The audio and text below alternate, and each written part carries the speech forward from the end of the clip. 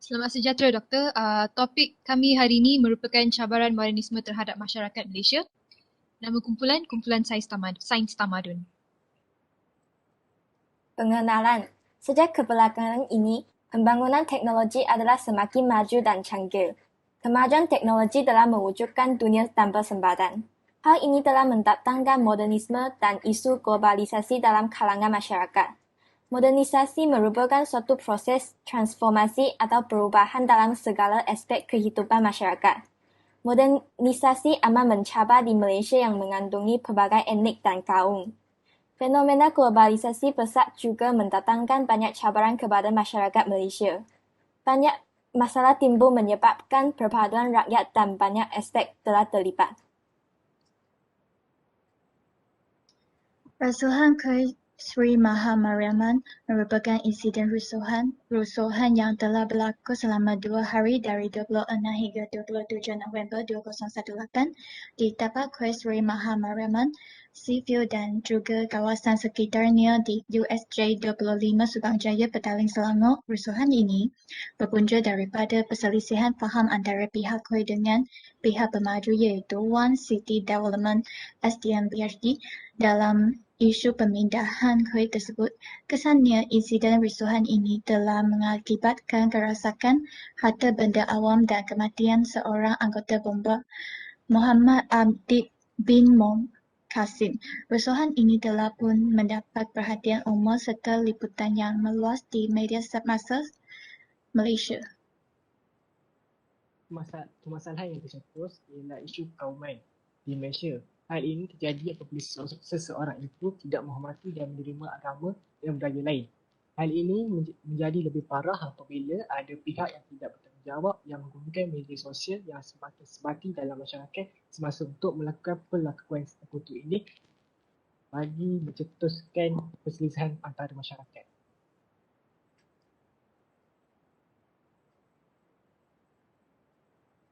Motif kajian yang pertama ialah mengenal pasti cabaran-cabaran modernisme yang dihadapi oleh masyarakat Malaysia.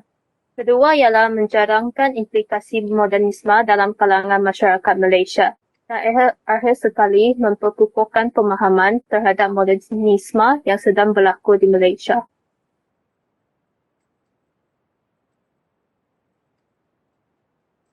Pada hari ini, masyarakat berhadapan dengan pelbagai cabaran dan pemikiran. Antaranya adalah fahaman modernisme. Era modernisme menyaksikan perubahan nilai terhadap keseluruhan aspek dalam kehidupan manusia. Fahaman modernisme mementingkan manusia mempunyai kebebasan diri tanpa perlu memikirkan pendapat orang lain. Akibat sistem kapitalis, manusia menjadi rakus dan gelojoh yang tidak terbatas. Sifat kepenggunaan dan kebendaan ini kemudian menggantikan nilai-nilai moral dan akhlak manusia serta melupakan nilai-nilai keagamaan dan kekeluargaan. Era modernisme juga menyaksikan institusi kekeluargaan semakin rapuh serta tidak mampu lagi membentuk masyarakat yang mempunyai nilai-nilai moral yang tinggi. Budaya hidup moden menjadikan seseorang individu tidak ambil peduli tentang gejala sosial yang berlaku.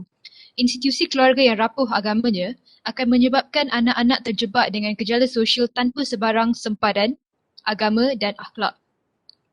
Mereka mengejar kebebasan, kemewahan serta berbuat sesuka hati tanpa batasan.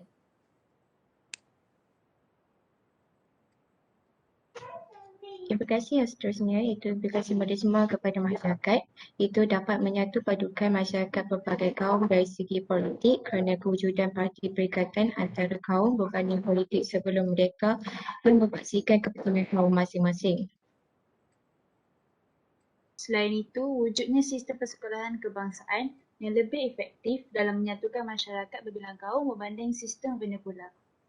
Dan perubahan dari segi ekonomi masyarakat, dari segi perdagangan dan perindustrian berbanding sebelum mereka berasaskan sistem pecah dan perintah mengikut suku kaum.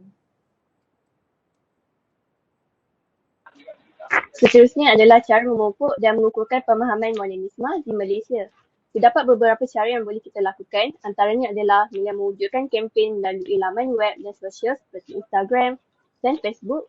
Seterusnya adalah dengan menerapkan pemahaman modernisasi sebagai salah satu subjek khusus di sekolah Dan yang terakhir adalah dengan memberi pendedahan melalui media massa seperti televisyen dan surat khabar.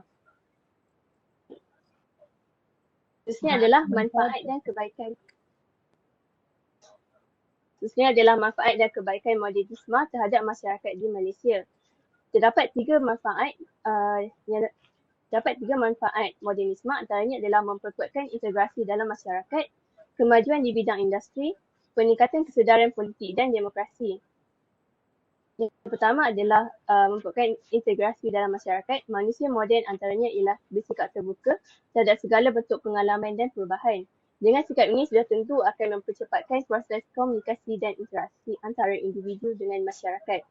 Proses interaksi yang lancar akan mengeratkan hubungan antara warga dan juga akan memupuk integrasi supaya menjadi lebih kukuh. Yang kedua adalah kemajuan di bidang industri. Ia dapat meningkatkan tahap kemajuan sains dan teknologi, ekonomi dan kemakmuran negara supaya dapat melaksanakan perindustrian. Yang terakhir, meningkatkan kesedaran politik dan demokrasi. Masyarakat akan semakin mudah untuk mengakses maklumat baik dari media cetak dan elektronik. Dan semakin banyak pengetahuan politik yang akan diperoleh oleh orang ramai, justru sikap kritis sebagai penjelmaan kehidupan demokrasi akan lebih mudah dibentuk.